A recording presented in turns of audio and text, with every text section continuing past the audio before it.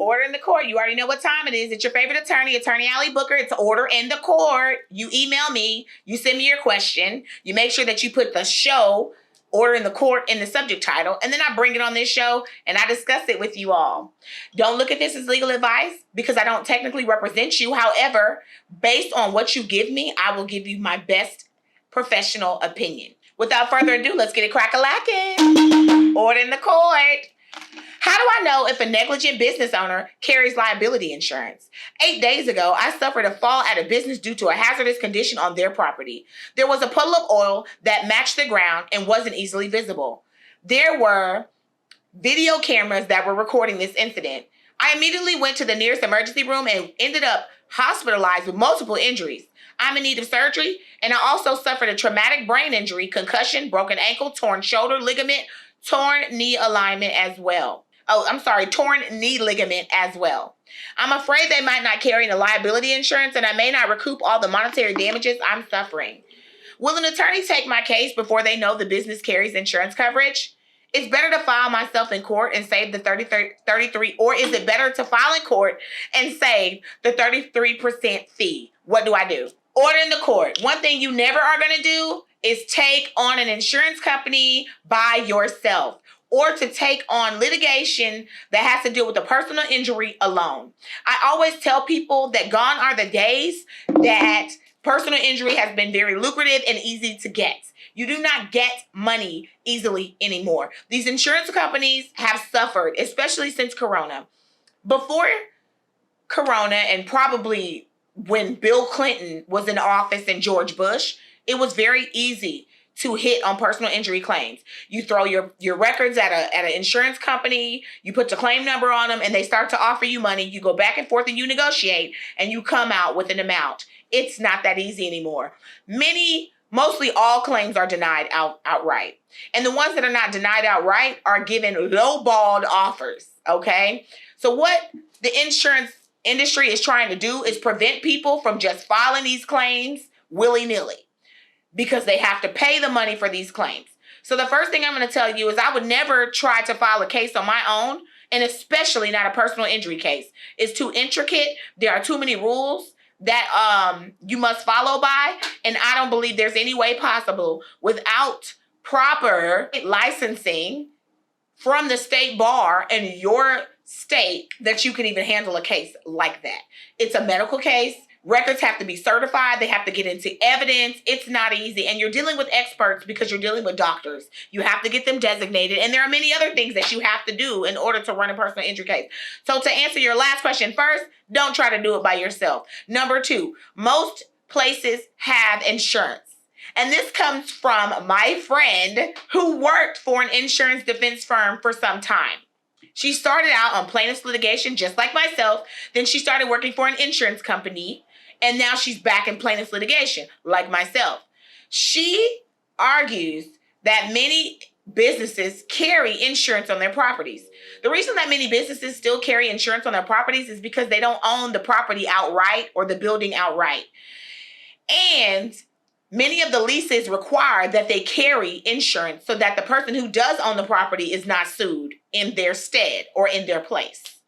So more than likely, this facility is going to carry liability insurance. However, there are many ways for an attorney to figure out whether or not a specific individual or company carries liability insurance on a specific piece of property. It isn't cheap, but there are ways for them to find this out. More than likely, sir, there is some sort of coverage on this property. I can't tell you 100%, but more than likely, there is some sort of insurance on this property. The issue is whether or not they're going to be liable for your slip and fall. And I tell people this a lot because I handle slip and falls. Slip and falls have been some of my most lucrative cases. I have hit the most on slip and falls. And it's very easy to get a slip and fall case up to the 6-figure mark. Very easy. The issue is making liability stick. It's easy to run a case up. It's hard to make the liability stick. And when you're dealing with a property, you have to make sure that this was a danger that they knew or should have known about, that they had a reasonable time in which to discover that danger, and that They did not warn the customer that the danger was there. Case in point, when you're trying to file a case against a supermarket and the argument is somebody dropped a piece of apple on the floor and you slipped on it, more than likely you're not going to win that case. Why? Why is because they have a huge number of people walking in and through the supermarket. Number two, you can't prove that the owner put that or that the store personnel put that apple on the floor. So if the store personnel didn't do it, the issue is going to be who did it. And more than likely, it's going to be a customer. If a customer did it, when is the last time that they came by and checked? That's why many of the businesses that you frequent will have a check sheet where they have to check things every so often and check spaces every so often for spills, drips, and cautionary items such as spills and the like. If you can prove that they knew or had reason to know that that oil was going to be on the ground and they did not notify or put a caution sign down, then you've got a case. That is why anytime somebody cleans a restroom, they put the caution sign down. Why? Because they created that dangerous condition. So by nature of the fact that they swept and mopped that floor, they knew or had reason to know that the floor was wet. Then it picks up that they have to warn you. If somebody did not put the substance on the floor, trying to prove that they knew or had reason to know that it was there is difficult to do. That's why much of the times I don't sue in supermarkets, although I have, and I have been successful. It's better to have a lawsuit against a place that has let's say there is a cooler in the middle of the floor. That's where their ice is, and the cooler is dripping water. That cooler has been replaced and it has been serviced multiple times and it's still broken. Or it's been serviced multiple times and it's broken again. Those are good cases. Why? Because clearly they knew, the store owner, store personnel knew or had reason to know that there was an issue with that particular freezer. Okay? It's dripping water onto the floor, and they created that dangerous condition because they knew or had reason to know that that cooler was broken and they haven't fixed it. Another good case in point. Example, rugs. Okay? If it is a rug in the middle of the floor and that rug seems to get caught up and somebody comes into that store and slips on that rug, more than likely, yes, you're going to be able to recoup your medical expenses. Why? Because they put the doggone rug in the floor. They know or have reason to know that hundreds of people are going to come in and out this doggone store. I sued they were very upset with me because the argument was, I know this lady, she's a drug abusing individual. She comes in here all the time to play our game machines, and she did not trip and fall on that mat and hurt herself. She always walks over that mat, and she should have known that mat was there.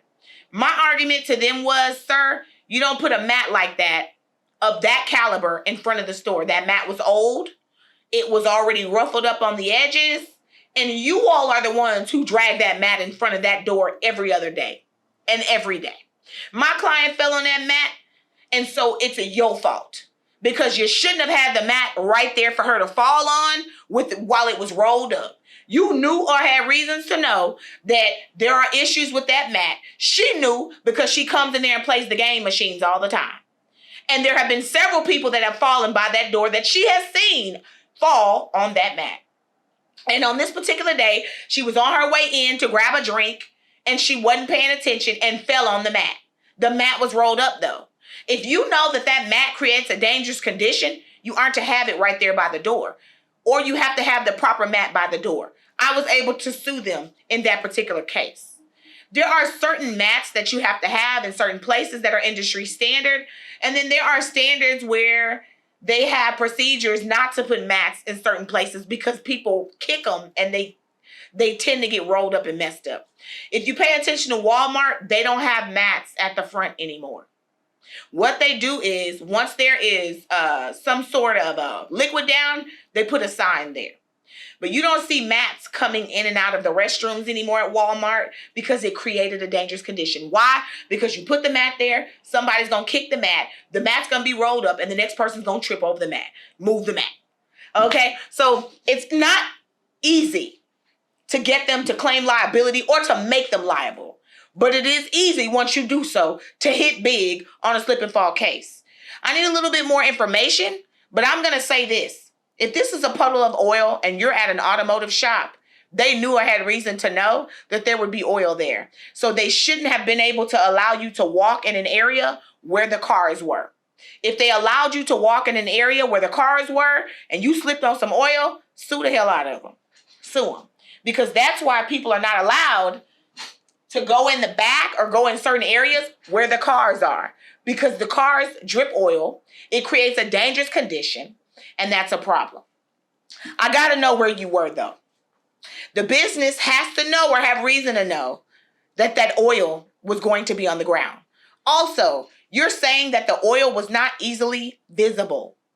That's not good, and that doesn't help your case because they have to know or have reason to know of the dangerous condition.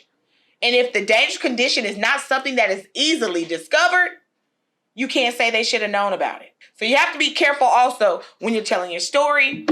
Not trying to discourage you because you could probably change your life with this case, but just give me a little bit more information so that I can help you. But guys, water that has fallen on the ground at the supermarket, they're not going to pay you for. Water that drips from their ice machine that's been broken before, they owe you there. Okay? Oil in an area that you're not supposed to walk in an auto shop, you won't get money there. Oil somewhere where they allow people to walk, you're going to get paid. Next case. Biggest time I made that call. I'm locked up and facing charges. Who gon' fight these cases for me? I called Booker Law Firm. They got the job done. They were right there for me. For more information, contact the Booker Law Firm at 713-292-2225.